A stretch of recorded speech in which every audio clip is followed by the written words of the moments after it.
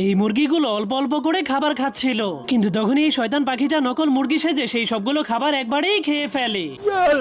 এত সাতকে যার কারণে তার পেট অনেক ভারী হয়ে যাওয়ার কারণে সে বাসা থেকে নিচে পড়ে গিয়ে 10 লক্ষ ডিম পাড়ার রেকর্ড কমপ্লিট করে ফেলে। মাশাআল্লাহ সুবহানাল্লাহ क्या कारीगरी है। এই জন্য 10 লক্ষ ডিম পাড়ার কারণে তার মালিক তাকে পুরস্কার দেওয়ার জন্য ঝুলিয়ে ঝুলিয়ে ভিআইপি রুমে নিয়ে ল্যাংটা করে দেয়। এরপর তাকে একটা গাড়ির মধ্যে বন্দি করে দেয়, যার ভেতরে একটা মুরগি আগে থেকেই বন্দি ছিল।